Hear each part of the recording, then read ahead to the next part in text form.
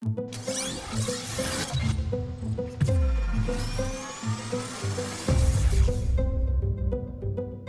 sure to check out MythVisionPodcast.com. Help MythVision grow, guys. Become a Patreon member. You guys will get early access to all of my videos when I'm done editing them. Also, it's a small community where you guys can message me your questions and talk to me in private. You guys can donate also through PayPal. Join our social media links down in the description. We have Twitter and Facebook groups. Help the community of MythVision grow. Don't forget to subscribe to this channel. Hit that bell button so you're notified every time I do a live video and you don't miss any of my content. Like this video and comment your thoughts below because I want to know what you think about all of these things. We are MythVision. Tim O'Neill, blog author, historyforatheist.com. I am an atheist, skeptic, and rationalist who is a subscribing member of the Atheist Foundation of Australia and a former state president of the Australian Skeptics. I have contributed to many atheism and skepticism fora over the years and have posting record as a rationalist that goes back to at least 1992. I have a bachelor's degree with honors in English and history and a research master's degree from the University of Tasmania with a specialization in historicist analysis of medieval literature. Tim O'Neill joining us today at MythVision Podcast, ladies and gentlemen. He's interesting, and I love listening to him because I've learned so much in one podcast to hear a different perspective I'm not used to hearing. Usually we've entertained mythicists, but I want you guys to venture into what the consensus thinks on things here when it comes to the ideas of history, and especially the character that I once venerated as God in the flesh, Jesus. So, Tim O'Neill, welcome to the channel, my friend. Hey, Derek, how are you? Good to be back. I'm so glad you came and joined me, even with the criticism in the comment section, man. I thought that there's no way in hell he's going to come back on the show and hang out with me. Well, I've done a few of these interviews, and I'm used to that criticism, and I had a bit of fun, I must admit, with some of those critics. I like to engage with the comments in any interaction that I have, or any interview or podcast that I do, for a couple of reasons. First of all, because you can never cover the whole topic. We talked for an hour and a half last time. You can never cover this topic. And so one of the comments that was made was, I didn't like the way you made off the cuff comments or assertions and didn't back them up. Well, I could have, but we would have been there for days if I'd backed up every single one of those. So when people said, there's this issue, I like to engage with that and respond. I think that's probably just the polite thing to do, but I think it's useful. The other reason I like to interact with those comments is I'm fascinated by why people believe things, and I'm fascinated by particularly why people believe fringe theories and why people believe what I call bad history or pseudo-history. So I'm intrigued by those comments, and I like to engage with them and say, well, why are you saying that? That kind of engagement and interaction is interesting, because you don't understand your own position if you don't understand the other person's point of view. So I'm actually quite genuine when I am engaging with most of those people. Some of those people were batshit crazy, man, and I didn't engage so much with some of them. And then there were the people who just abused me. So I got called a jerk, the biggest douchebag on earth, an alcoholic, all this other stuff, which I must admit I did engage with some of those. I thought some of those were quite funny, and I'm a bit cheeky, so I was like, well, can you explain why you're calling me the biggest douchebag on earth? And they couldn't, because basically that's just a way of dismissing me without actually engaging with what I'm saying. So it's really just laziness. And then there's the people who, even though I made a point in our last conversation of explaining that I'm not rude, sometimes I am a bit sarcastic, and explaining why I'm not going to be polite to people who are rude to me. And so someone like Richard Carrier, who's called me a liar and an idiot, and says that I'm delusionally insane, sorry, but I don't see any obligation to be polite to him back. People who haven't attacked me, of course, I'm perfectly civil to and perfectly civil about. But some people were sort of trying to dismiss me by saying, well, he's been rude about Richard Carrier, therefore we can ignore him. And that's just laziness again. It's just another excuse to not engage with what I'm saying. But probably the one that I love the most, and I get it all the time, and I got it 3 times in the comments on your last show, which is that I'm actually a closet Christian. Now, how anyone anyone can read my blog or watch that video and come to the conclusion that I'm a closet Christian is beyond me. But it's just like this, almost like this irrational reflex. He's saying things I don't like. He's saying things I don't agree with. Fine. But so therefore, the only way I can deal with him is by dismissing him as a Christian. I will read one of those comments. I won't use his name because that would be cruel, because this is so dumb.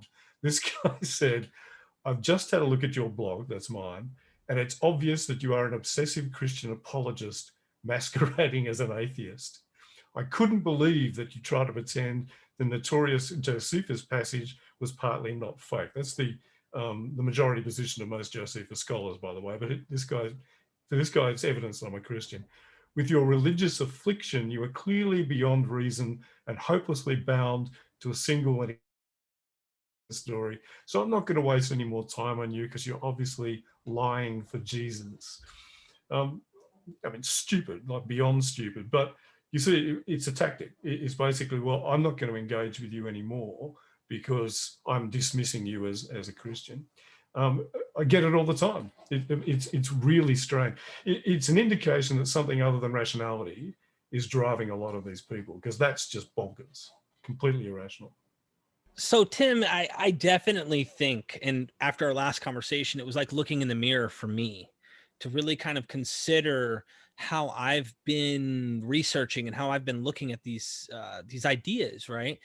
And I've come around quite a bit to saying, just because Jesus may have existed, a guy named Jesus may have existed, does not mean he died and rose again or did anything that it's actually saying in a miraculous scenario. So that's taken quite a bit to try and divorce in my mind, if I'm going to be honest. And so it's hard for me to see that and to say, is this potentially just a guy at the basis that's been mythologized? And so I hope, and look, I have no involvement in issues that you've had with some of the people that I've like clearly said are friends of mine in previous shows. And Sure. I interview these people. Like, I love all of these guys, including you. Like, I don't want to get involved, and I just want to learn, and I want to remain a student, because you guys all have something to offer me to learn from. Whether you think it's something mistaken or not, if it's a hot topic, I want to understand why people believe the way they do as well. But in light of this, saying you're a Christian because you deny mythicism or you think there was a guy, I think there is a problem there. I think that a lot of times in my mind, I felt the same feeling that they felt early on when I was staunch mythicist, that Bart Ehrman is a secret closet Christian, because why would he debate mythicists? Number one, why doesn't he just concede and say, oh, it's likely? No, he's kind of like advocated that he really believes the probability is like extremely high, almost certain there was a Jesus. And so is he a Christian? Well, it sounds to me, when I was hardcore mythicist, he's definitely wearing the pants of a Christian and a shirt of a Christian, but he's saying he's not a Christian. Kind of hard for me to swallow. So you're going to be talking about Jesus today, the real apocalyptic one that you believe is the basis for what became mythologized. Though I try, and I think I said this last time, when I talk about this stuff, I try and use the word conclude. I don't believe. This isn't a matter of belief. And as I've said before, mythicism is possible. I just don't think it's more likely that there was a historical Jesus. Back up to? Yeah, like a couple sentences it broke out. I'm sorry. Okay. Might go from the top. But I will be talking about a guy with the word believe when I'm talking about this stuff, because that has religious overtones. So it's not a matter of belief. For me, it's a matter of a conclusion. I conclude that it is most likely that there was a historical Jesus. But your point though about how you used to hear people like Ehrman when you were very much a committed mythicist, I really understand that, because for many people, when they hear the word Jesus, they think Jesus.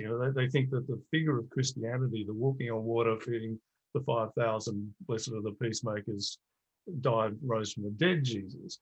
And if you don't have a conception of what the historical Jesus would have most likely have been like, if you don't have that background and that understanding of about a good 150 years of research on who that person most likely was, then all you've got when you hear the word Jesus is the Jesus of faith. And so a lot of people struggle with that concept. And particularly if I'm talking about the historical Jesus and I'm referring to the New Testament, people, again, it sounds like I'm talking about the New Testament Jesus. I'm not. I'm talking about how those stories in the New Testament evolved, how they arose. And obviously the only intelligent place to go to understand how they may have evolved is the New Testament. You can't just ignore it. So you have to go and look at it and go, okay, what does this mean? What I want to do today is I want to try and give a summary of what non-Christian scholars, people like Bart Ehrman, Paula Fredrickson, Morris Casey, all of these people who form a large block of prominent scholars in the field, of what these non-Christian scholars are talking about when they're talking about Jesus, because they're not talking about the Jesus that you would have heard about in church. If I may, Tim, before we get into that, I just want to bring up something I thought to add icing to the cake of what you just described. Is oftentimes, as a mythicist, staunch mythicist that I was, I mean, I've always been open-minded, don't get me wrong, but you got to grow and gradually hold on to things, and then don't hold on to them too hard. That's just been my philosophy, is to always try and explore and understand and grab more information. So I haven't ever been a religious mythicist, if you will, this to the point where I'm not willing to listen. I just thought it made the most sense to me. And one of those things, it's not necessarily the Jesus Christ of faith. It's almost like when you go mythicist, what you've done is you've recognized that the Jesus Christ of faith is like a dying, rising God, or you've compared him to Dionysus, like Dr. McDonald shows in his thesis that maybe the fourth gospel, John, is like making Jesus better than Dionysus, or Mark and the other gospels might be mimetically tying into the Homeric epics with Odysseus and the gods. And so it's like you see all that information, the stuff that Christians don't use, and you see this comparison to other divinities and such, and you say, well, they're gods and they're figures, so that you equate Jesus and you can't divorce him from being divine in the narrative. And I mean, what is the Doherty thesis except the fact that he was originally angelic or some divine figure who came down and then became man and took flesh and such. And then, of course, he goes back up and becomes back to the divine, seated at the right hand, and on and on and on. So it's kind of that mentality in the mythicist mindset of trying to see the historical guy.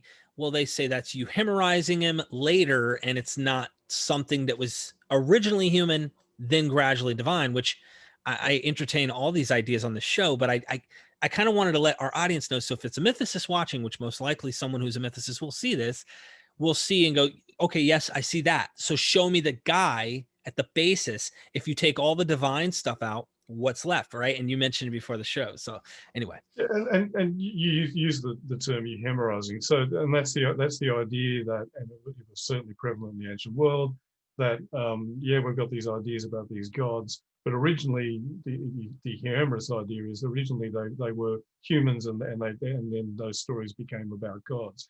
And mythicism kind of flips that a bit and says, well, what happened is they believed in this supernatural, celestial, mystical being in the heavens, and then they started telling those stories set on Earth. Okay, now, and I'll always acknowledge that that's a possibility. I just don't think it's likely. I think it's far more likely that what we get is another ancient mythological term, apotheosis. Apotheosis is where you actually have a human that is held up to such an extent and exalted to such an extent that eventually they become gods.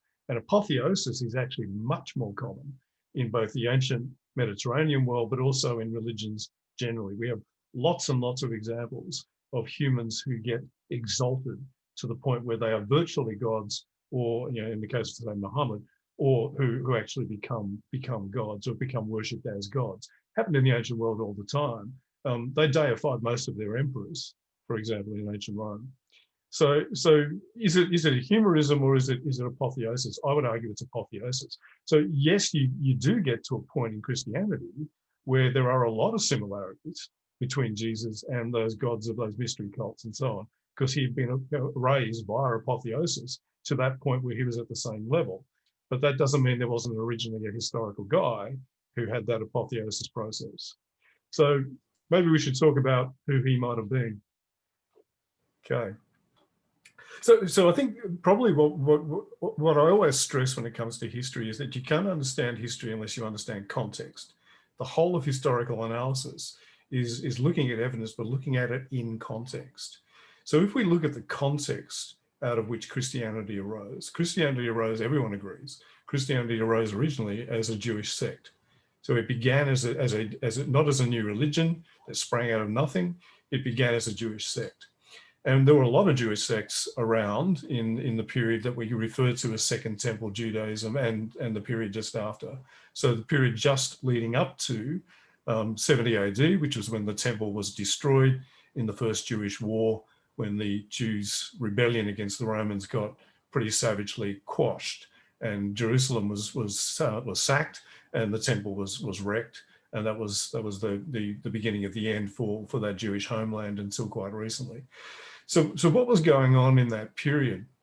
It's a period that we also refer to as the inter-testamental period, because it's the period between the date of the last books of the Old Testament and the first books of the New Testament. So the first books of the New Testament being the letters of Paul. So that's about 50 AD. So it's a period of about 200 years or so in which we do have writings, but none of it actually found its way into any Bible, Christian or Jewish. So it's intertestamental in the sense that it's between the two testaments. But the amazing thing about it is that a hell of a lot happened in that period. It happened in the Mediterranean world generally, particularly the Eastern Mediterranean, but it happened within the world of Judaism as well, as a result of everything that was happening around them. So if you think about the Judaism of the Old Testament world is one where you have the Jews seeing themselves as chosen people of God. They're the chosen people of Yahweh. Yahweh is their God. Originally, they were kind of more sort of what we call henotheistic, which is, well, there are other gods, but our God is our God, and our God is the best one. But it was becoming much, much more sort of monotheistic. So those other gods don't exist, or they're demons. Our God is the only God that exists. So you had a kind of like a monotheistic Judaism that believed that they were the chosen people and they were living in the promised land. And what happened was every now and then you'd have a renewal of that. But on the whole, that was reasonably well established. What happened in the intertestamental period was that changed quite a bit, because what had been happening for centuries is that the Jews kept getting conquered. And it's all very well to sort of say, we are the chosen people and this is our promised land. But when the Assyrians and then the Babylonians and then the Persians and then Alexander the Great's Macedonian Greeks, and then the successor kingdoms, so the Ptolemies and then the Seleucids, and then after a very, very brief period of independence, the Romans, wave after wave after wave of conquerors keep coming through and conquering the so-called chosen people and conquering the promised land. It gets to the point where people start to think, well, hang on, how's this meant to be working? If we're the chosen people and this is the promised land, why do we keep getting our asses kicked by all these non-Jewish people? Now, what we find in the Old Testament is prophets saying, well, it's because you're very, very bad. You're very wicked. You keep turning away from Yahweh. And as a result, these waves of invaders are coming in as God's punishment. And what you need to do is turn back to God. That kind of worked for a while. But by the time you get to this intertestamental period, it was that was starting to wear a little bit thin. So some people started to think, well, there's got to be a permanent solution to this. Something is going on in the universe that has to change. Something else that was happening at the same time was a lot of influence from some of those invading peoples on Judaism. Now, the Jews were trying to maintain the integrity and what they saw as the purity of their original faith. But what we see even when we look at the Old Testament is changes happening within Judaism. So one of the things that was changing, as I just mentioned, they went from a henotheism to a more strict monotheism.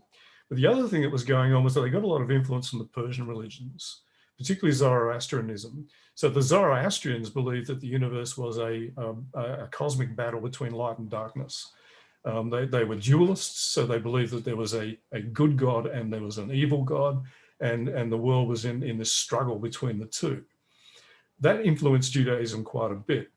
And so what we start to see is the rise of an idea that there was an evil principle or even principles in the universe, and that they were behind this affliction that the Jewish people were kept experiencing. And so Satan, who originally in the Old Testament is not, the bad guy who's trying to overthrow God. He's one of God's guys. He's the guy who tests people, like in the book of Job. Satan that gets turned into a version of Ahriman, who was the evil god in Persian mythology. So Satan's role changes. Satan becomes the evil power, the leader of the evil powers in the universe. The idea that there were other gods who were actually not really gods, that again gets absorbed into some Greek ideas via Alexander the Great's conquest of daimones, of demons. We call them demons and we think of, devils with horns and stuff, but these were cosmic powers, some evil, some good, some neutral, most neutral. In Judaism, they became absorbed.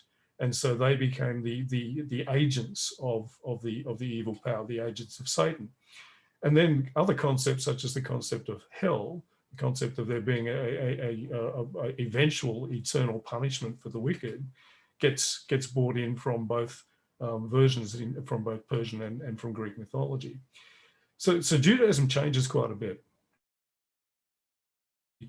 Early first century, about the time of Jesus, is quite different from the Judaism of, say, 250 or 300 years before. It has this huge influence from both Greek and Persian mythology. And there's this idea that there is a battle on between good and evil, and the Jews are in the middle.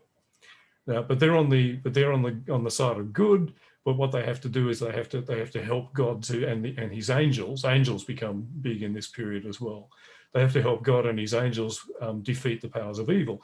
So there's a kind of a theology of a final cosmic battle.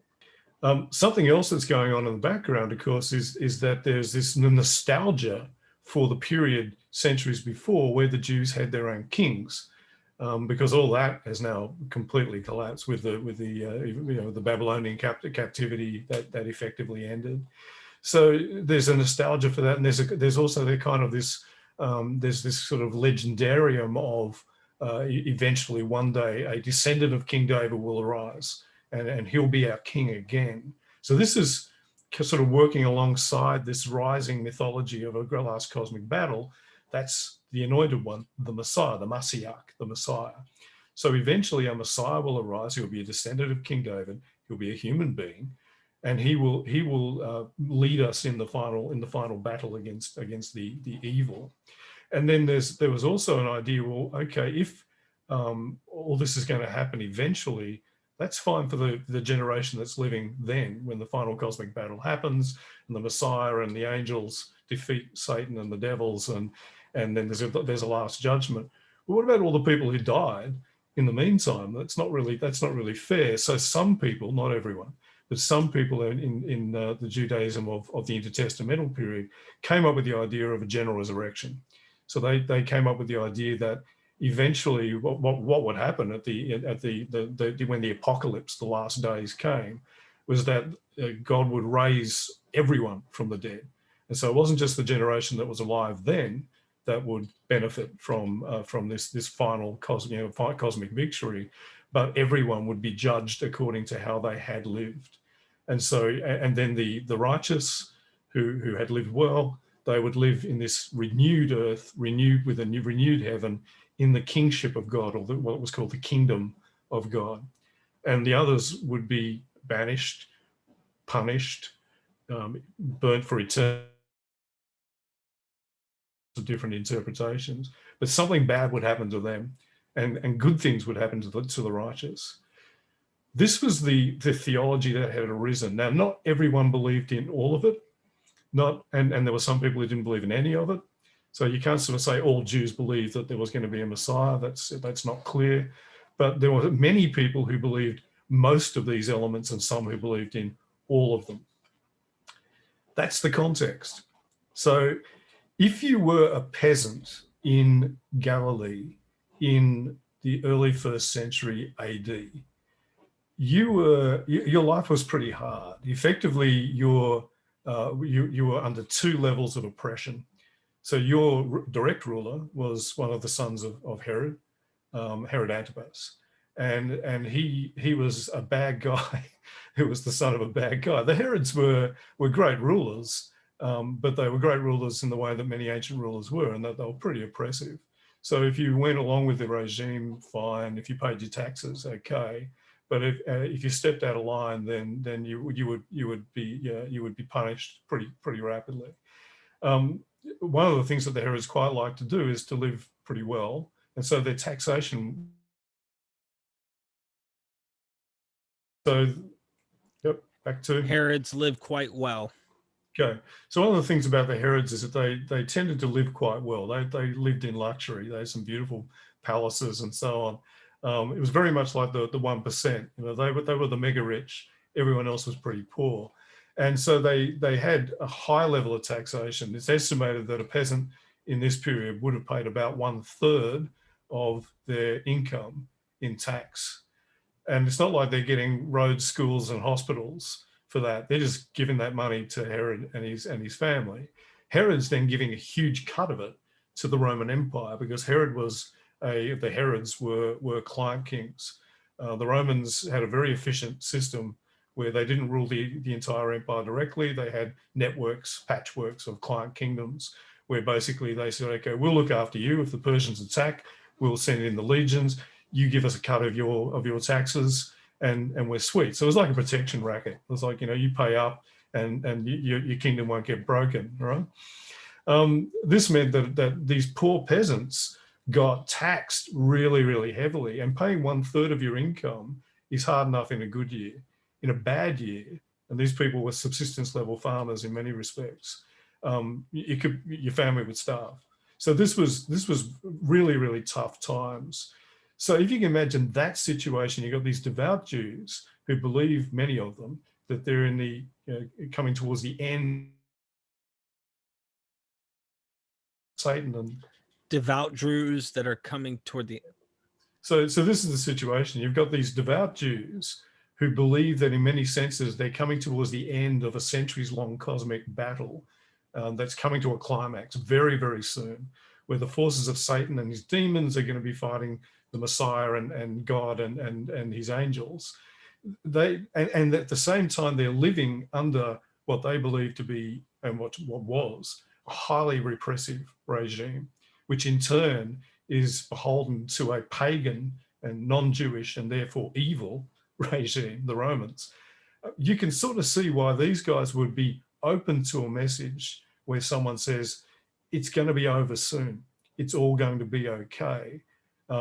We're going to go through the apocalypse, and that's going to be hard, and lots of suffering and so on there. But if you are righteous, and if you live the right way, and if you come out on the other side, literally on the side of the angels, then you will inherit the kingdom of God. You will inherit this kingship of God. God is going to reassert himself in the world.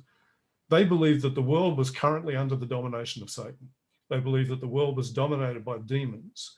They believe that they were waiting to be released, almost like prisoners, released from this oppression, and that this was all coming very, very, very soon. So if a guy, let's call him Yeshua, which is the Aramaic name that we now use, we now use the English form Jesus. But if this guy Yeshua turned up in your village, let's say you're in a village like Capernaum in Galilee, and he turned up and he said something along the lines of, the kingship of God that is coming is near at hand. Repent and believe in this good news. That would be a message that you would kind of think, that sounds pretty good to me. This guy seems to know what he's talking about. So if we look at the very, very first gospel of Mark, what we find, if we strip out all the stuff that's about Jesus walking on water and all the miracles and so on, we find a story that is effectively about the kind of preacher who was preaching this message, a kind of preacher who was saying, it's almost days away. It's happening very, very soon. And so what we find when we turn to some of the writings of the time, we find that message that it was going to be coming very, very soon was pretty much dominant. So if you have a look at 4 Ezra, which was one of the books, not a biblical book, but a book that was written in that intertestamental period. 4 Ezra 8:61, the age is hurrying swiftly to its end. Judgment is now drawing near. Or 2 Baruch, the advent of the times is very short. The end which the Most High prepared is near. So this is the message that was around at the time. And then if you look at Mark 1:15, it's what I just said, the kingdom of God is near at hand. Repent and believe in this good news. And the idea that it was going to happen very soon, in their lifetimes, or very soon, within a few years, possibly any day now, that was pretty strong at that in any of this preaching as well. And we find that in the synoptic gospels as well. We'll come to this later on, it gets watered down because it didn't happen. But in the earliest traditions that are preserved in the Gospels, we find things like Mark 9:1. Truly, I tell you, there are some standing here who will not taste death until they see the kingdom of God come with power. Remember, the kingdom of God isn't a place, it isn't heaven. It's the rule of God. It's the actual word is baselios, the ruling of God, the kingship of God. And then again, we find, truly, I tell you, this generation will not pass away until all these things have happened. That's Mark 13:30. And Matthew, he sends them out to all of these towns to preach. And he says, when they persecute you in one town, flee to the next. For truly, I tell you, you will have not gone through all the towns of Israel before the Son of Man comes. So he's not talking about, he's not being depicted as talking about something that's going to happen 2,000 years away.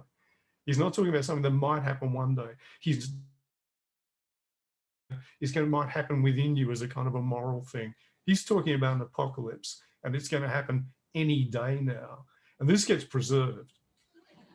I have to comment on that because I think you just glitched out for one word, but I can piece it here.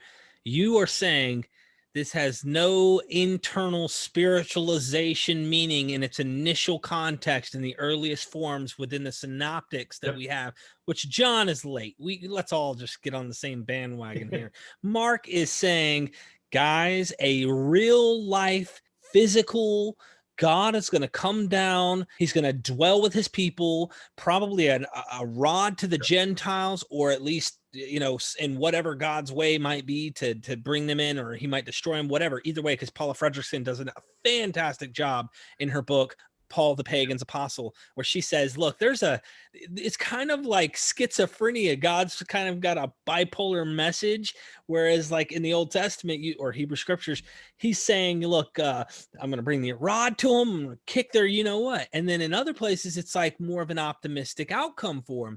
And so she says she thinks Paul, which is the earliest New Testament writer, is saying, look, he believes of both. He believes that God has a good salvation plan of like bringing them to come to Israel and to learn the ways of God, except if they don't, that's where the judgment comes in and they're going to get, they're whooped, So anyways, I just wanted to make absolutely. that comment. And that concept isn't really sort of unique to Paul. We see elements of it in this earlier literature as well. So this idea that a lot of people have that Paul was this radical who broke completely from Jewish context. He didn't, and there's some really good stuff. Paula Fredrickson is probably one of the leading proponents of putting Paul in his Jewish context as well. Though he certainly did come up with some interesting new ideas. But yeah, the whole idea, if you look at a lot of the parables, which a lot of modern Christians read as being about, we must live our lives well so we can go to heaven. That's not what they're about. They're about, we must repent and believe because the kingdom of God is coming any day. And so it's urgent that we change the way in which we live. And yeah, we have to be kind and we have to be meek and we have to be all that stuff. That moral teaching was definitely there. But the reason for it was the kingdom of God is coming. The apocalypse is coming. And so you get all this stuff about, the parable of the bridesmaids, for example, and the moral of that is, keep awake, therefore, for you know neither the day nor the hour. He's talking about you don't know when the apocalypse is going to come. It could come any day, any hour. Same in Luke 12:36, be dressed for action, have your lamps lit, be like those waiting for the master to return from the wedding banquet so they can open the door for him as soon as he comes and knocks. This is all very much part of the apocalyptic tradition, and we find it all around in this period. And so, of course, we find it in the earliest traditions about Jesus. And then when you look at what the apocalypse is going to be, it's not some sort of inner, spiritual thing. It's armies of angels in the sky. This is what we got to get, right? They genuinely believe that armies of angels were going to appear in the sky with God, and the Messiah was going to ascend or descend, one of the two, and there was going to be a battle, and it was going to be bad. For nation will rise against nation, kingdom against kingdoms. There'll be famines and earthquakes. There'll be great suffering. The sun will be darkened. The moon will not give its light. The stars will fall from the heaven. This is all this stuff from in the synoptics. So it's particularly in Mark 13, which is like a little apocalypse. But again, none of this is original to Jesus, if this is what Jesus said, or anything like what he said, because we find exactly the same stuff in this other literature of the time. And we find it in Daniel. There will be a time of suffering such as never occurred since the nations first came into existence. So we also find it in another intertestamental book that's not in the Bible, called Zephaniah. So Zephaniah 1, the great day of the Lord is near and hastening fast, a day of darkness, a day of gloom, a day of clouds, a day of trumpet blast and battle cry. The world will be consumed, and a terrible end will be made of all the inhabitants of the earth. So again, the stuff that Jesus is depicted as saying is not original. It's not new. Okay, so it's not I am God. It's definitely not that. It's armies of angels are going to come down in the sky and fight a last cosmic battle. Nations will be destroyed. Millions of people will die, but the righteous will survive and live in a renewed earth. This is absolutely what he's talking about. Why is this good news? The word in the Gospels that's used is evangelion, which we translate as good news, but it's actually the origin of the word gospel. They're called the Gospels because they are the good news. So how is this good news? Millions of people are going to die in a great cataclysm that's coming any day now. Well, the reason it's good news is that if you are on the right side, then everything is going to be better. And one of the key messages in this intertestamental literature was that up will be down and down will be up. The low will be raised high, and the high will be brought low.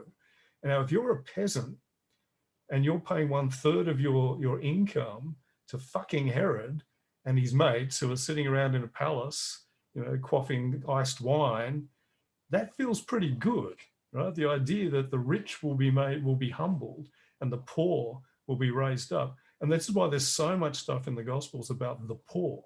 There's so much stuff about the rich being bad people and the poor being, the humble getting raised up because they are righteous.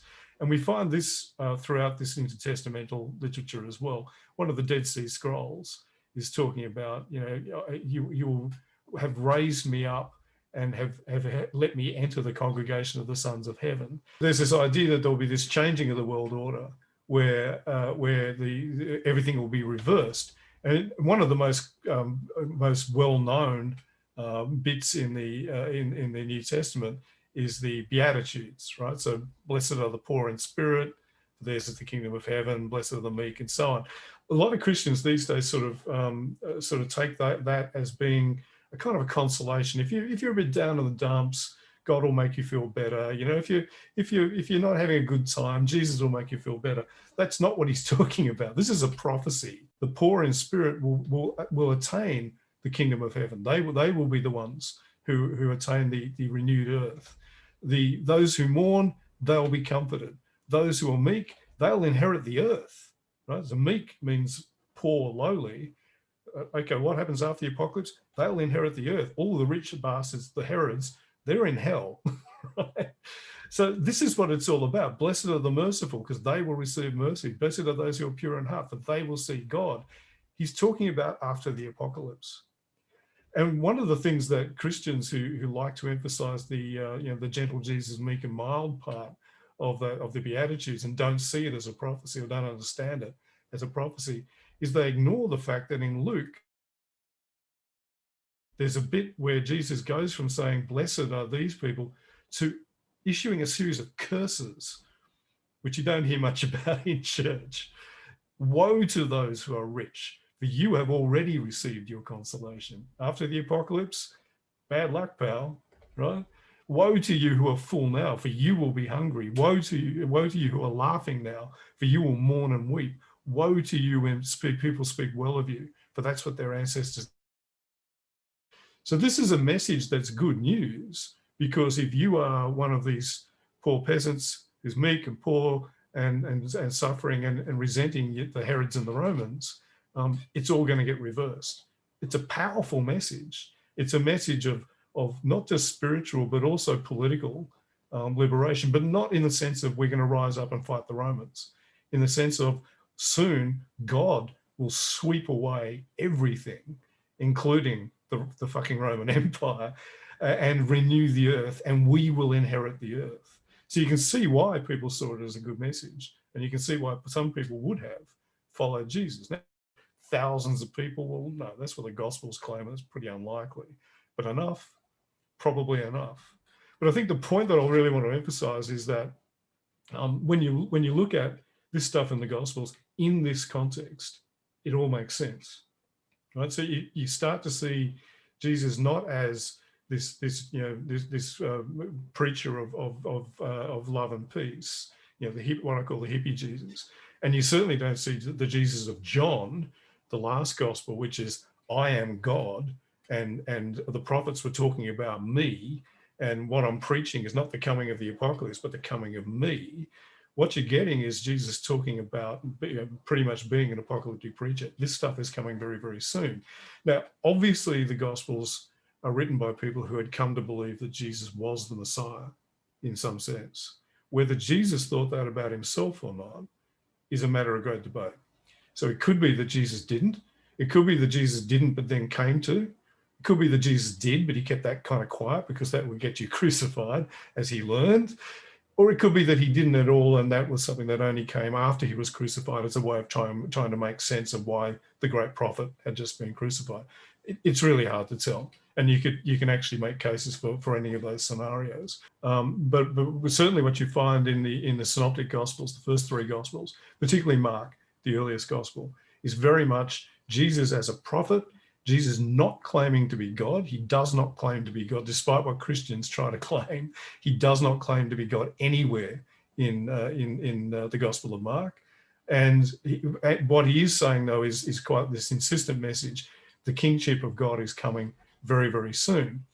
And he's so urgent about it that he ends up going to Jerusalem, where saying this kind of stuff tends to get you in a little bit more trouble. And so, not surprisingly, he gets arrested and he gets crucified.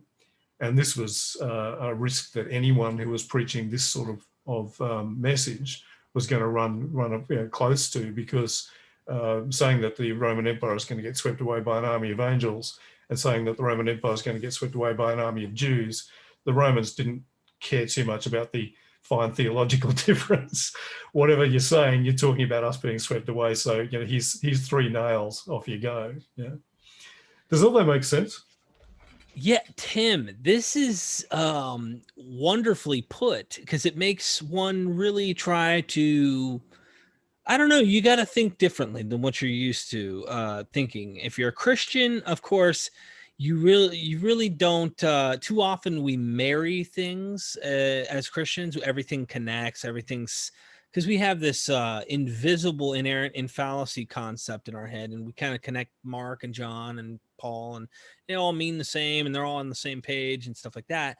And when you become critical, you start realizing things like the rift between James and Paul that we made comment of before on the last episode, or we start looking at Mark and say, why is this the most primitive? Why is John coming out the gate saying, I was there at the creation, I am the word which through God created, and I am God? You find none of that in Mark, right? I mean, when I say to Christians, Jesus in Mark never claims to be God. They always object, and they always say, well, what about this? But it's always interesting. They have very little that they can work with in Mark to try and make the case that is the same Jesus as you find in the Jesus of John. So probably the one thing they jump on is there's that story in Mark where a paralyzed guy gets lowered down through the roof while Jesus, I think he's in Capernaum, and Jesus goes to heal him by forgiving his sins. And of course, there's always this chorus of Pharisees who seem to pop up at every given moment. They're always hanging around. So the chorus of Pharisees poke their heads around the door and say, aha, only God can forgive sins. What are you saying? And Jesus says, to prove to you that the Son of Man can forgive sins. And he turns to the paralytic guy, says, your sins are forgiven. And he gets up and walks, right? Now, Christians interpret that as Jesus saying, to prove to you that I am God, forgives his sins, he gets up and walks. But that's not what the text says. What the text actually says is, they say only God can forgive sins. He disagrees with them and says, no, the Son of Man, which means is both the title of the Messiah and also is a roundabout way of saying a man, me. So to prove to you that I can forgive sins, not just God, I forgive your sins, and he gets up and walks. So what the Mark story is doing is it's proving that Jesus is the Messiah and is given the right to forgive sins by God. He's not saying that he's God. He disagrees with them. So even when the Christians try to come up with ways in which the Jesus of Mark is actually claiming divine power, he definitely isn't. In Mark, when Jesus gets baptized by John the Baptist, it's really interesting to compare that story to the story in John. Because in John, what happens is John the Baptist says, there's this guy going to come very, very soon. I won't be worthy to undo the straps of his sandals. He will be the Messiah. He'll be, effectively, he'll be God. And then Jesus turns up and he goes, oh, there he is over there.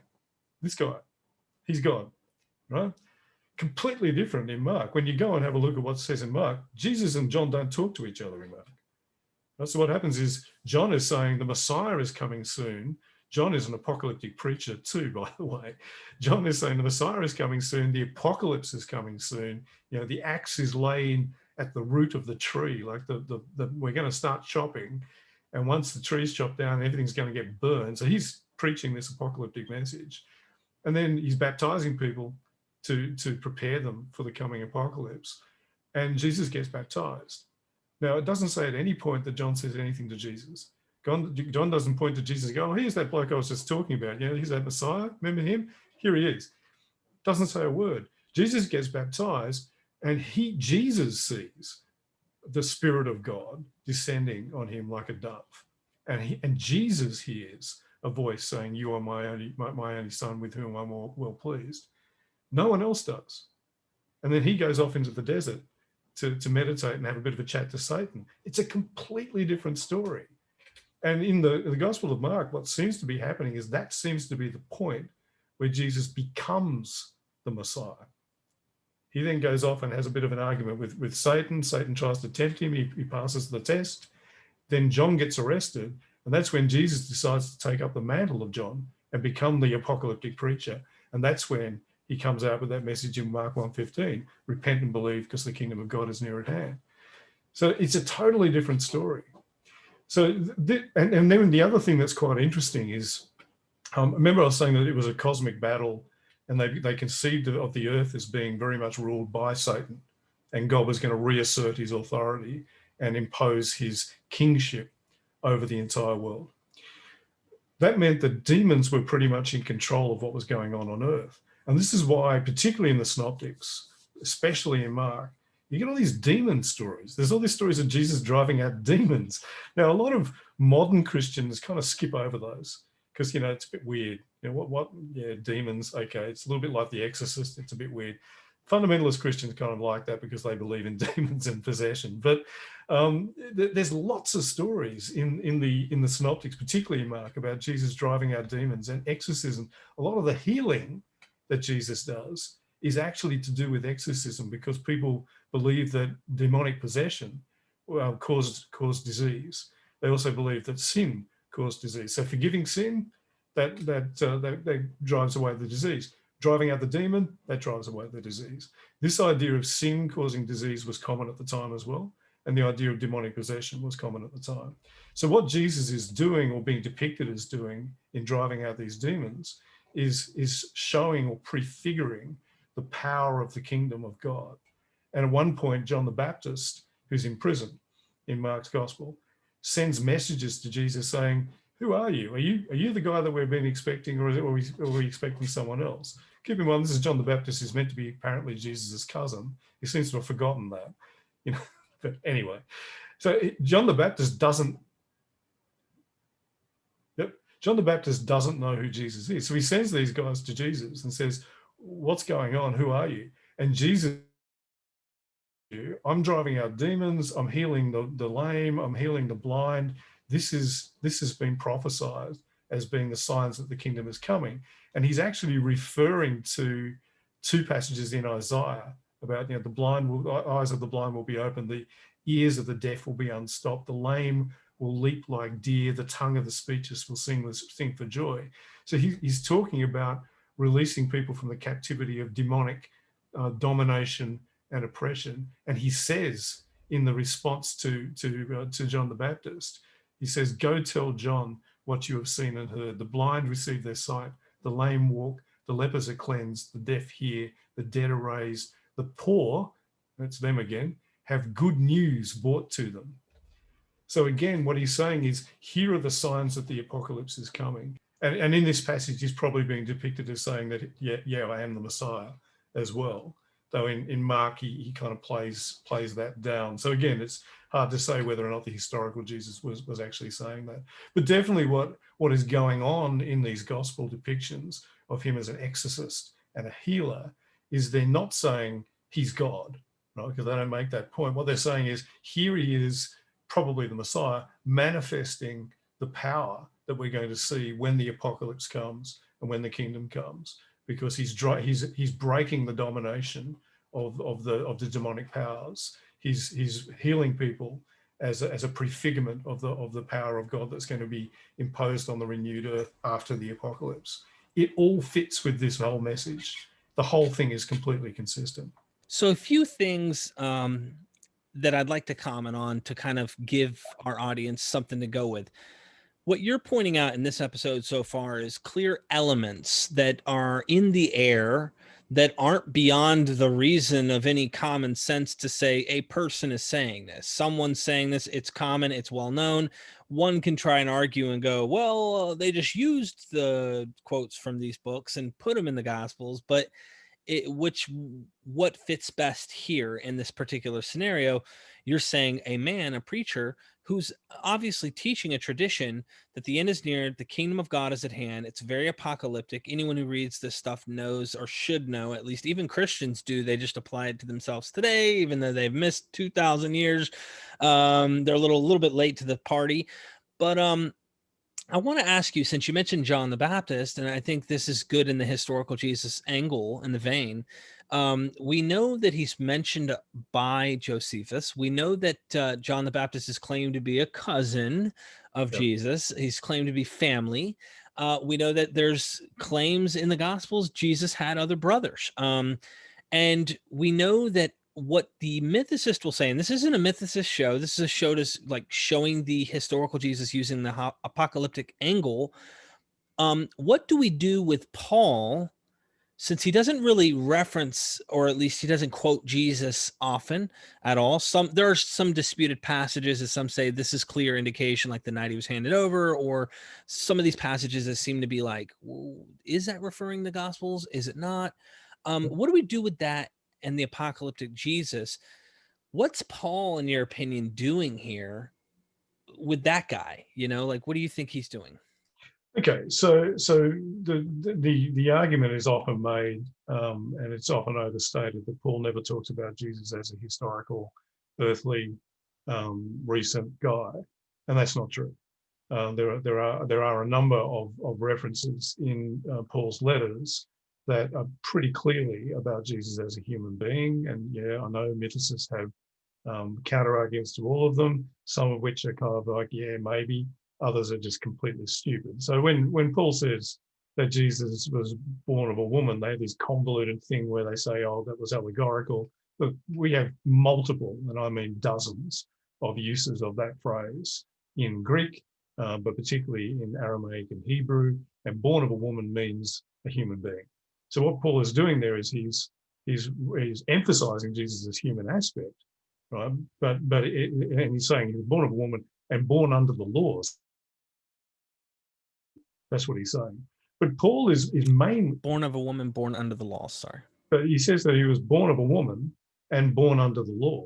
So that means he was born a human and born a Jew. So he was born a Jewish man. In that passage, he's emphasizing Jesus' Jewish and human elements. But Paul believed that Jesus was more than just a Jewish man. He believed that after his death, he was raised by God. He didn't rise himself. Paul never uses that language. He was raised by God and exalted to the highest, second only to God, not God, but second only to God, as the Messiah. Paul believed that Jesus became the Messiah effectively after the resurrection. He has a very different sort of Christology to say the gospel writers. So what Paul is saying is, well, there was this guy there was this being who had a human existence in heaven. This was a common idea about the Messiah. So this is not unique to Paul. And it probably an angelic style being who, in obedience to God, humbled himself, became a human being, was this guy on earth, got crucified, got raised by God, and then was exalted to the status of Messiah. Paul is much more interested in the post-resurrection Jesus. Right, so his theology is much more focused on that. And this is something the mythicists use and sort of say, well, he's mainly talking about Jesus as this sort of celestial being. Yeah, because he's mainly talking about Jesus after the resurrection. But he does make references to Jesus being a descendant of King David in Romans 1:3, and a descendant of Abraham, and a descendant of Jesse. So you can't be a descendant of all these humans and not be a human. Right, now, again, mythicists, Richard Carrier famously uses his cosmic sperm bank theory, which is probably the dumbest mythicist argument ever invented. But he has to find a way to take a reference to Jesus being a descendant of David and make it fit the idea that Jesus wasn't a human at all. So here's Paul occasionally talking about Jesus as a human, but he's mainly focused on Jesus after. And what he's saying is that Jesus is going to come in a parousia.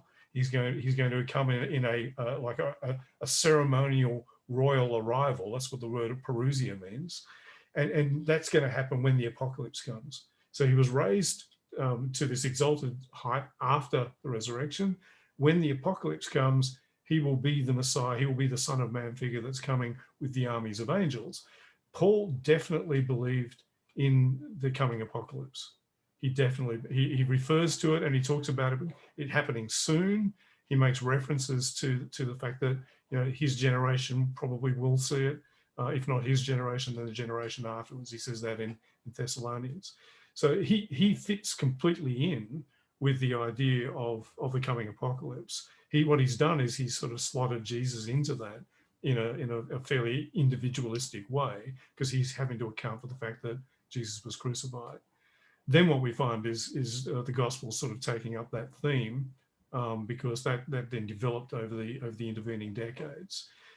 What we then find, though, is a problem, because the apocalypse doesn't come. So remember all those passages I was talking about before, and there's about 6 or 7 of them saying it'll happen in our lifetimes. And this is Jesus saying that.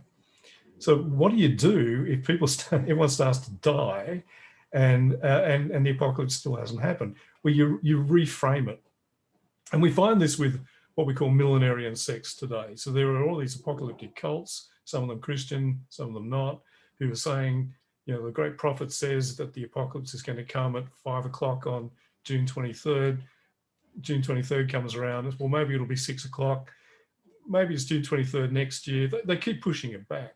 And we see evidence of that in the Gospels as well. We start to see it in the Gospel of Luke. So he starts to temper some of these sayings about it'll happen in your lifetime. And we start to see, particularly in Luke, and we see it in the Gospel of Thomas as well, that, oh, well, the kingdom is kind of within you.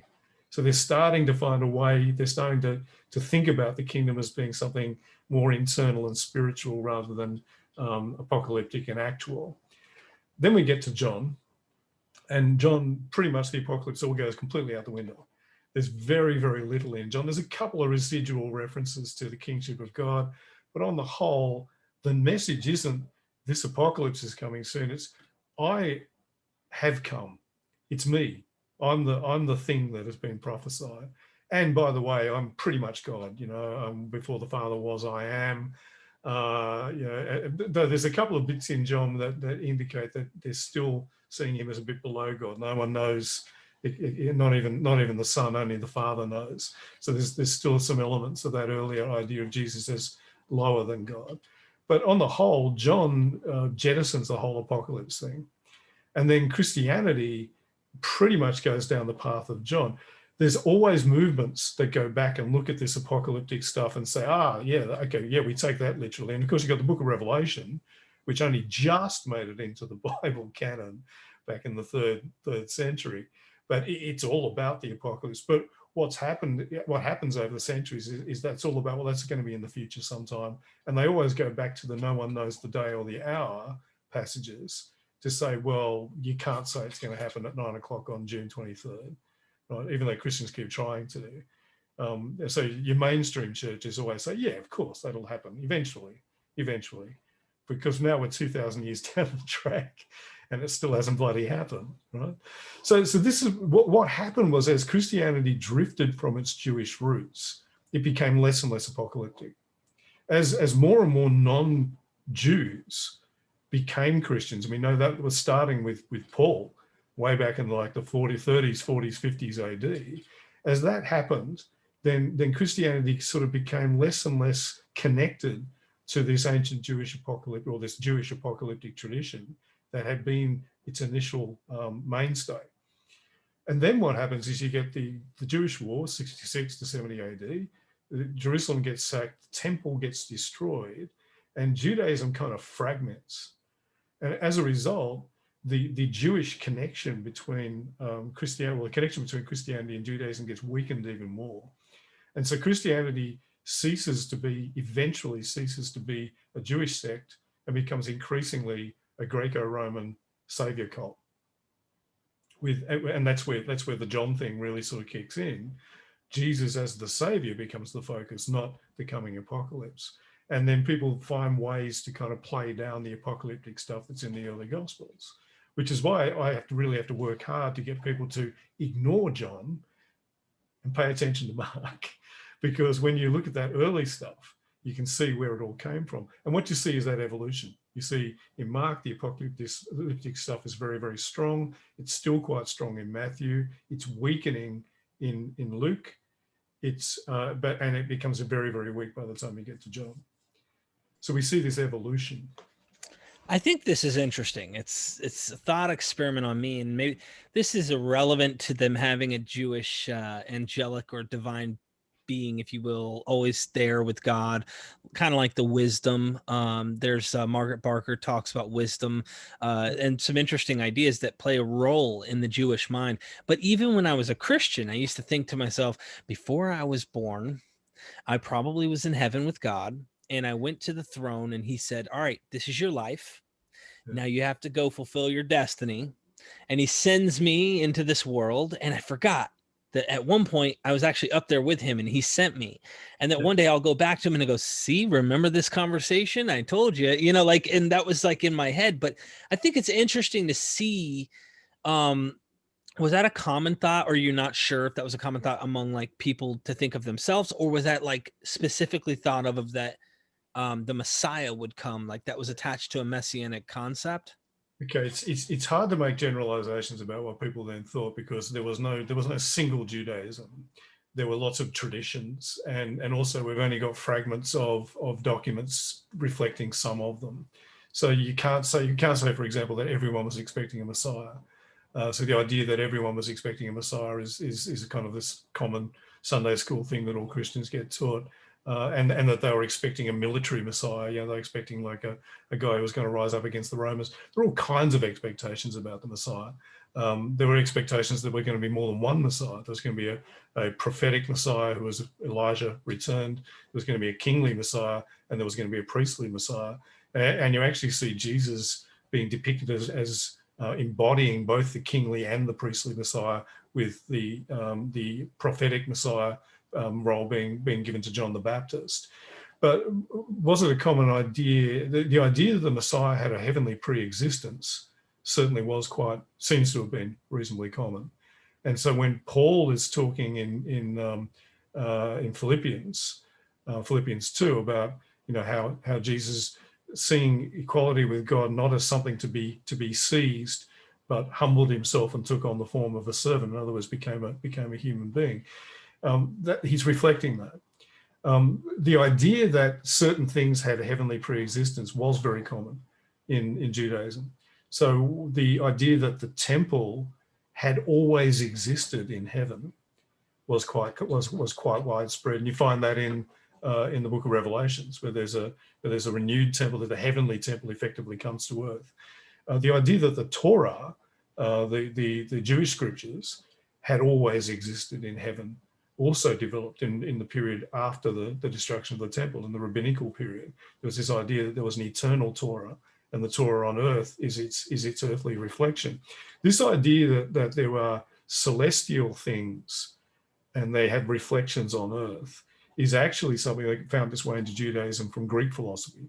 This is a Platonic idea, the idea that there's a perfect spiritual realm, and the earth is the earthly manifestations are its imperfect reflections, which went on to develop in the Christian tradition, in the traditions that sometimes get referred to as Gnosticism.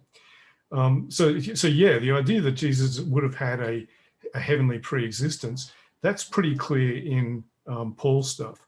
Whether the gospel writers thought that is not clear. There's one bit about, I saw Satan fall from heaven, that's in Luke. So it could be that that's Luke, the writer of Luke, reflecting the idea that Jesus was in heaven before he came to earth. But there's no sign of it in Mark, and I can't find any sign of it in Matthew. It's certainly clear in John.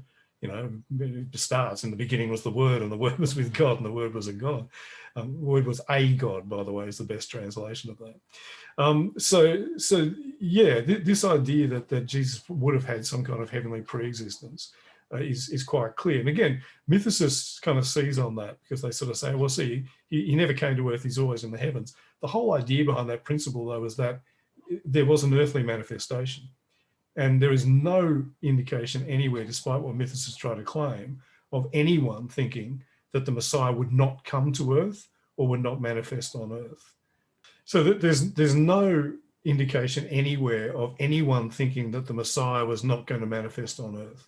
That the whole idea was that he was going to be the descendant of King David, or at least a prophet style figure, or a priestly style figure. But the whole point was that he was going to be on earth. So all these mythicist attempts to try and use things like the ascension of Isaiah and a couple of other fragments to argue that there was an idea that he was only going to descend to the lower heavens. There's no evidence for that. If I may, you know, because I'm friends with everybody, I have no derogatory stance at all. Like, there's no animosity or anything, but I do think that Dr. Carrier is trying to fix that problem when he says stuff like, oh, he did take on flesh and he did this and he did that. But and look, and I'm not trying to give you points here. Okay. I'm trying to be as nice as I can, because I'm truly fair here. I really am. I'm telling you, I try, everyone's biased, but I'm trying not to be, and I really am fairly assessing this. I can't wrap my head around how that makes sense. And one of the problems that I had is I asked Dr. Price, you know, if there's a man that I know is a great guy, and that I absolutely adore. Dr. Price is one of them. Like, he's one of my best friends. Okay.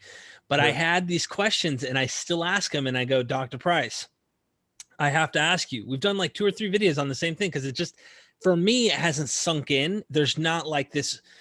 When you make an argument, you gotta explain it to me like it's like a 6-year-old. Okay. And if I don't get it, I'm still asking the question. And I said, what, for one example, the crucifixion. All right. What did that mean? Because in my mind, when I hear Jesus got crucified by the archons, right, which are usually the demonic powers in Paul, according to mythicists, I cannot help but think of a wooden stake, right? I keep thinking of a wooden cross or a wooden pole or a tree or something real, literal, tangible in real reality. And one of the quick leaps that I've heard from people who aren't necessarily the top dogs in mythicism will go, Odin hung on a tree, right? Or they'll use like these other gods that were on trees and things, right? Which I'm trying to use Occam's razor and within the verisimilitude, okay, and also within the context of a Jewish type of thing to try and understand first before I go anywhere else. And I said, well, when I hear crucifixion, I think, well, there were real Jews that were really being crucified during this time. That seems the most plausible explanation to me. What does it mean to mythicists? And he goes, well, there's various opinions on this, and he's right. One of them is a celestial understanding of like, I know Acharya S at one point said that there is a celestial sign of the cross, and that somehow the Venus may have passed across. Who knows? The bright morning star gets crucified, right? To me, I have a hard time though accepting that whole thing. It's like I don't know why. I think it's because it just, to me, the most common sense application is that the Gospels, and I know that you have to divorce Paul from the Gospels. I understand that. I have a very hard time not seeing that connection though. It's like, I understand like the Gospels do things that go beyond Paul. They're using Paul too, by the way. It's like, but they go beyond him, and some of them spit in Paul's face. I think Matthew is, when he says workers of lawlessness. That's just my guess. But anyway, I'm just throwing ideas out there to say I have a hard time understanding a celestial or heavenly crucifixion without it being one that really took place here. I understand there's as above, so below, a reflection. But what is that reflection below? I mean, we could say it happened in the heavens as well. Sure, there may have been demonic powers in the heavens. They may have believed there was something going on as a reflection of what was happening down here, but was it happening down here? And I'm trying to wrestle, as you can see in my own head here. Yeah, okay. I think you're being very fair. But this is definitely one of a number of weak points in the mythicist argument, because however you cut it, the idea of the Messiah being crucified or being killed just doesn't fit with the expectations. Now, Carrier and others try to scratch around and find what they think are references to earlier than Christianity to an idea of a dying and rising Messiah. No one is outside of the mythicist bubble is convinced by that stuff. So there's very very little there to work with. On the whole, it seems like that actually the crucifixion of Jesus was one of the major problems that Christianity had to overcome. Paul himself says, we preach Christ crucified, which is an absurdity to the Gentiles, a scandal, a scandalon is the word he actually uses in the Greek, and a stumbling block to the Jews. So if the idea that the Messiah was going to die, or certainly was going to be crucified, why would a crucified Messiah be a stumbling block to the Jews? I mean, absurdity to the Gentiles I kind of get, a scandal to the Gentiles, but why a stumbling block to the Jews? Surely, if that was part of the expectation, then the Jews would say, okay, well, that particular strain of messianic prophecy turns out to be true. What is going on in both the Gospels and certainly in Paul is they're trying to explain, and they're working pretty hard to explain how Jesus could be the Messiah and also be crucified. And Paul sort of says, oh yeah, it's a complete paradox, isn't it? So much of a paradox, it must be true. And in the Gospels, we're constantly getting all these references to bits of the Old Testament that have never previously been interpreted as being the Messiah is going to die, the Messiah is going to get nailed to a cross. So if you look at the so-called passion narratives, the narratives of Jesus' arrest and crucifixion, they're a tapestry of references to the Old Testament. And mythicists say, well, that's because they're making the whole thing up out of whole cloth. They're making it up out of the Old Testament. But he doesn't fit those Old Testament prophecies very well at all.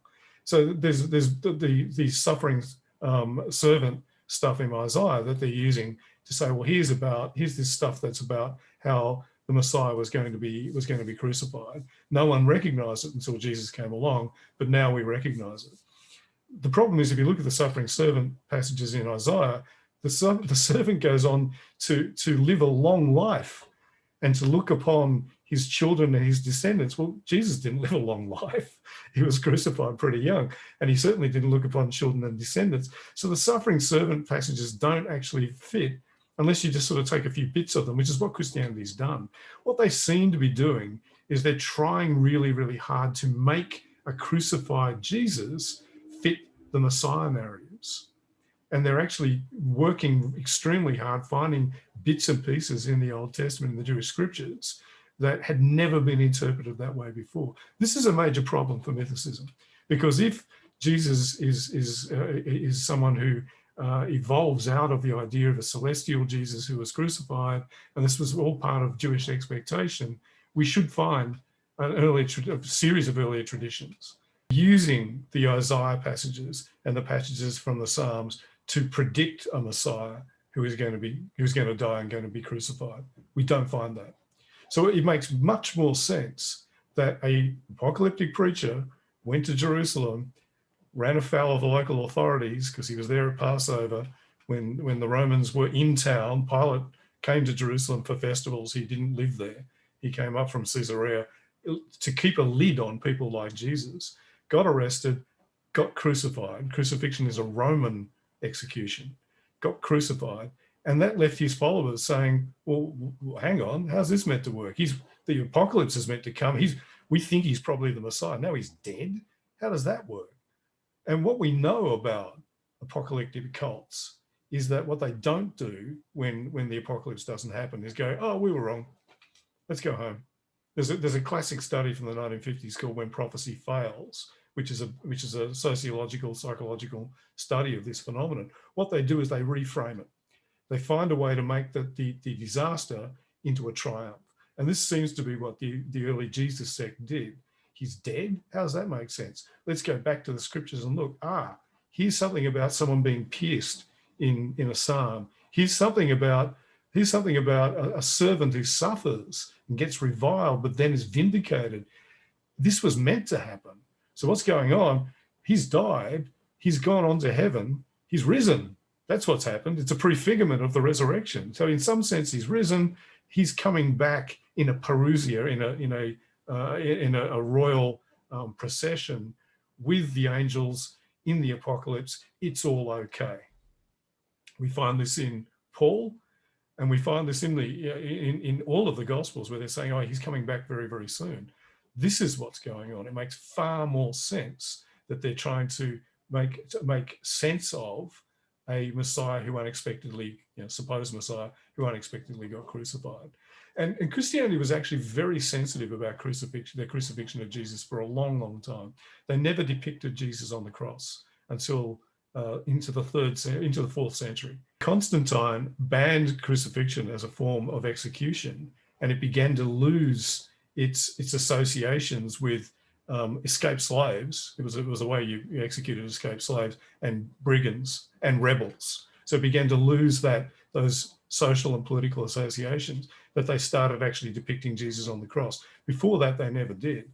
The first depiction that we have of Jesus on a cross is from a graffiti in Rome that depicts Jesus with the head of a donkey and a guy, it's a very, very crude scratched in plaster on a wall, with a guy in front of him worshipping him with an inscription in Greek underneath saying Alexamenos worships his God. This is a pagan mocking Christianity. And what does he pick? He picks the crucifixion of Jesus. He picks Jesus with a donkey's head. So this is where it gets back to what I was saying before about Paul saying, we preach a crucified Christ, a stumbling block to the Jews, so not in keeping with the Jewish traditions about the Messiah, and a scandal, an absurdity to the pagans. And this is what this graffiti shows. A crucified Jesus does not fit the expectations at all. Christianity is working extremely hard to make it fit with the idea that he was a Messiah.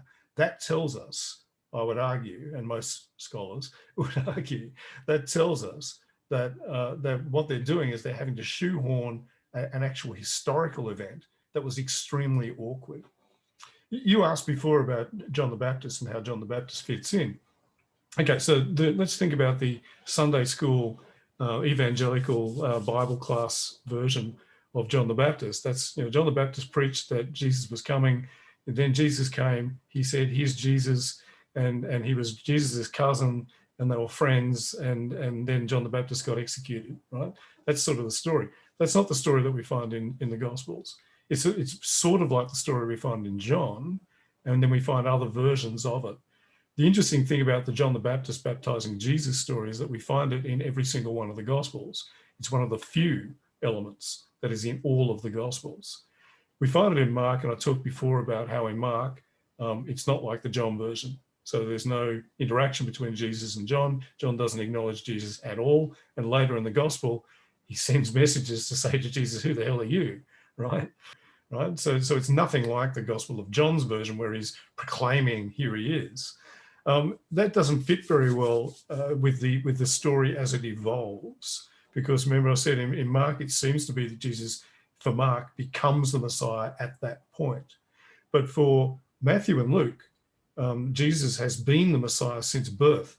Remember, they're the only two Gospels that tell the story of Jesus' birth. They just tell two completely different stories, but one of the common elements is that Jesus was proclaimed by angels to be the Messiah from birth.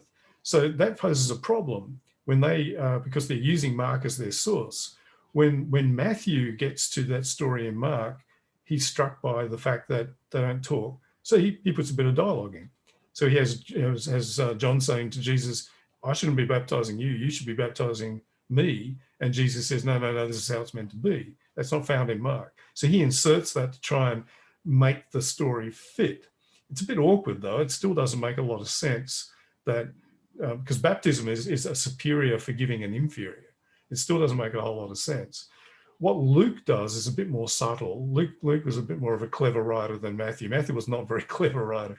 What Luke does is he inserts a story much, much earlier where Jesus and John are relatives.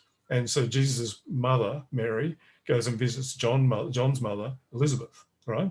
And John in the womb leaps in the womb, and Mary and Elizabeth says to Mary, my son just, my baby just leapt in the womb. And that's John in the womb acknowledging Jesus as his superior. So then when he tells the story of the baptism, it's okay. He's kind of gotten around that problem. How does John deal with it? He deals with it by removing the problem completely and having John saying, "Here's the Messiah," because he's much further removed from the whole tradition. But what's going on here? That story is told by every single gospel. What seems to be happening again is they're shoehorning something historical into the story and then changing it as their ideas about Jesus evolve. So it seems that the baptism by John is probably one of the things that we can say happened. It seems to have been something that was very significant to Jesus because it's strong in the tradition. But what they're doing as the tradition about who Jesus was changes, is they're changing the story, which it indicates to me that they're having to deal again with an awkward element, Jesus being baptized by a supposed inferior, and they're having to find a way to fit it in, like the crucifixion. It makes most sense. This is really an interesting thought experiment. I think is important for anybody who's investigating these things. I really enjoy that. I mean, you've got Jesus being born and both of the birth narratives. Here he is, having it since birth. In Mark, he gets it at baptism. In John, he had it since before the creation of the world. Yeah. And I love that it shows a development, a growth. And we know that we date these books like this too. I mean, it's like the consensus to be dating these things.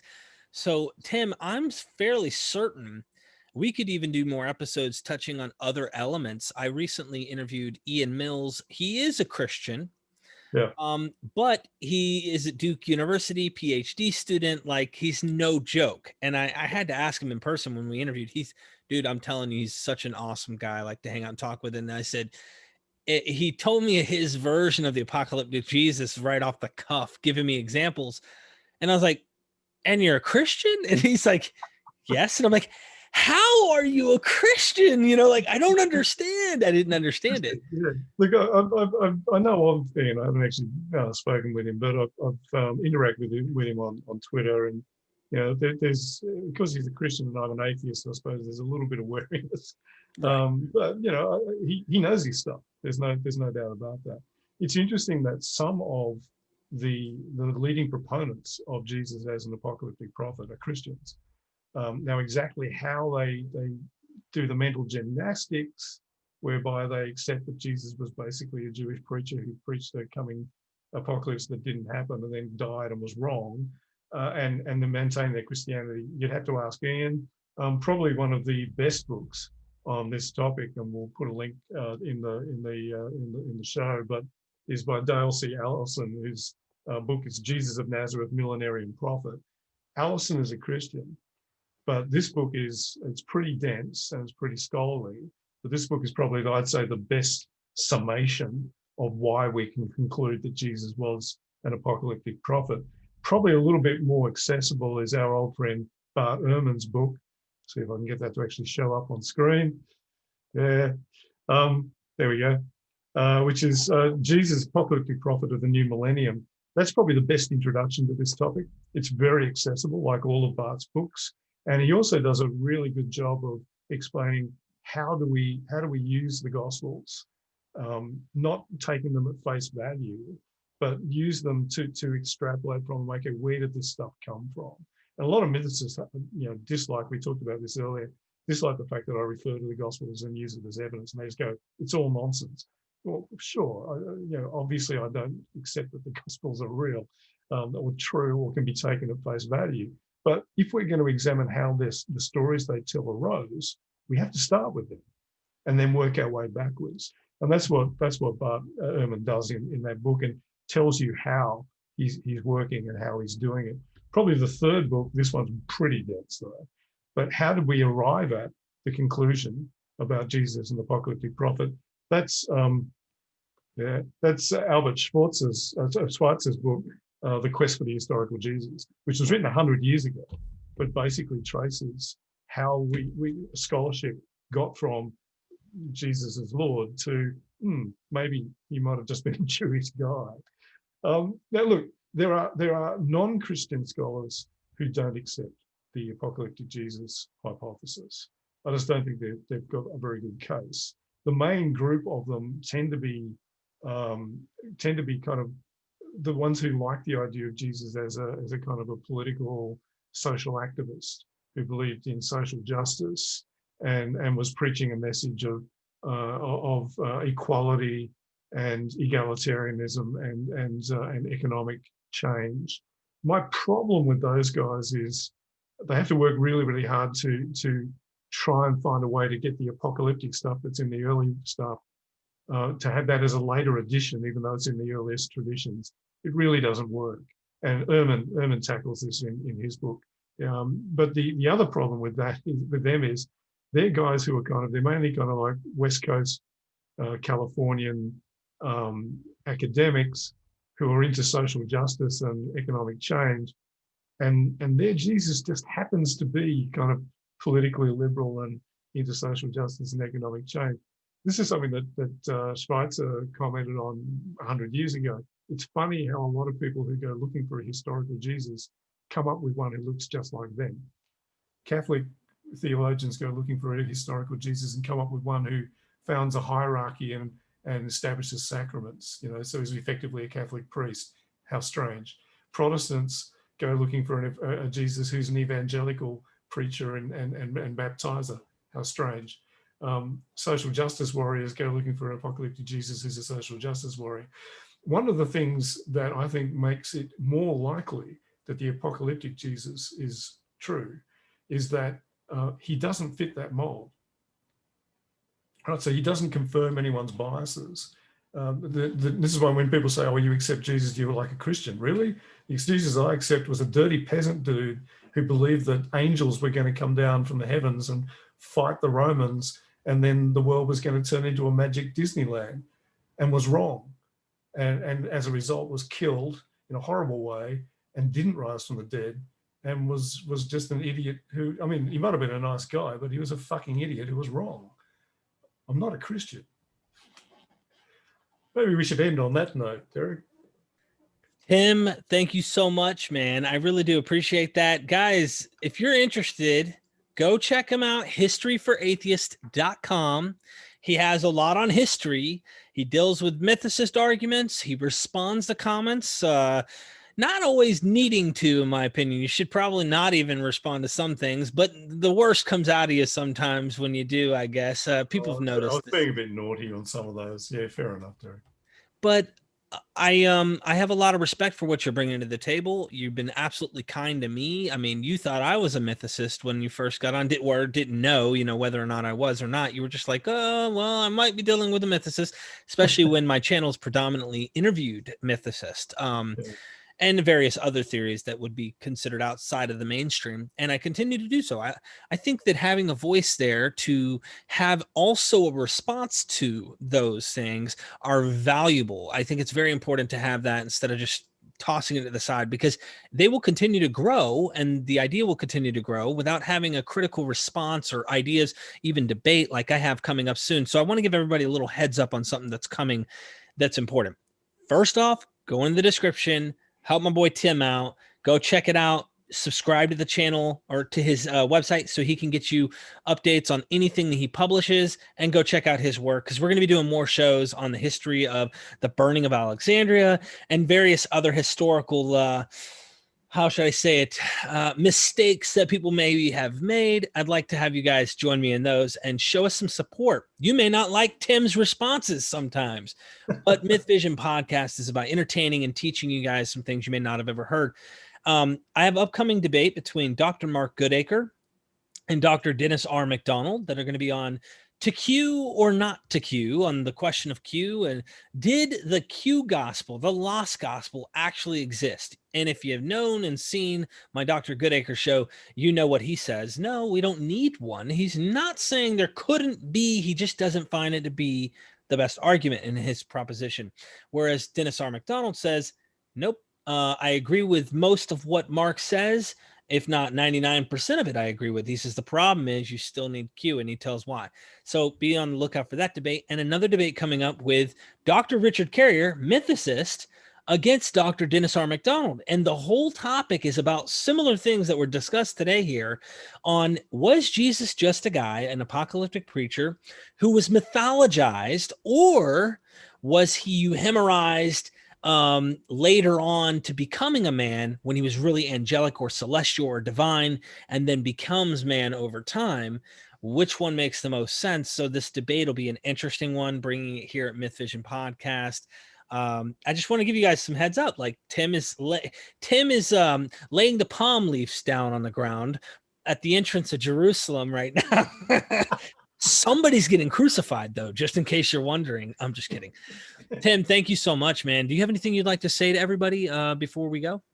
No, look, I do like to respond to people's comments. And look, if you're going to call me a poopy head and attack me or whatever, yeah, look, I may not take you terribly seriously, but on the whole, I like to respond in detail to anyone who's actually makes an argument. If you just repeat stuff that I've already kind of counted in this video, then try not to do that. That doesn't really help us.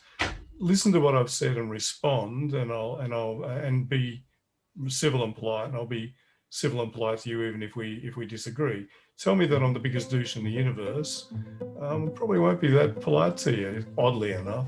The other thing I would say is that I've got an article on my blog called Jesus the Apocalyptic Prophet, which is pretty much a more detailed version of what I've been talking about today, and which quotes multiple texts that show that this apocalyptic stuff in the Gospels was around at the time, and that Jesus seems to have been one of those guys. So check that out, and I'd encourage you, before you comment on the video, to actually read that article. That might help as well. Ladies and gentlemen, you heard it from Tim O'Neill. Thank you for joining me on MythVision Podcast. And you guys go down in the description. You can help us out. Check out mythvisionpodcast.com. You guys become a Patreon, get early access to all my videos. I put them on Patreon early so you guys can check them out. 99% of those videos are videos asking the scholarly questions, like Dr. Price from you. You wanted to ask a question, so I went to his house. I asked your question, and here it is, MP4, high definition, 1080p. So you guys consider joining, becoming a patron to help me out and grow this channel so I can keep doing these endeavors and grow the channel. Eventually, I'd like to travel all over the world, but especially the United States, and talk to some of these scholars and get this information out there to the public, where you don't have to go to a seminary or go to a college to try and find out, or have to go read a massive book. You can watch it in a video. So before you forget, I hope you don't, we are MythVision.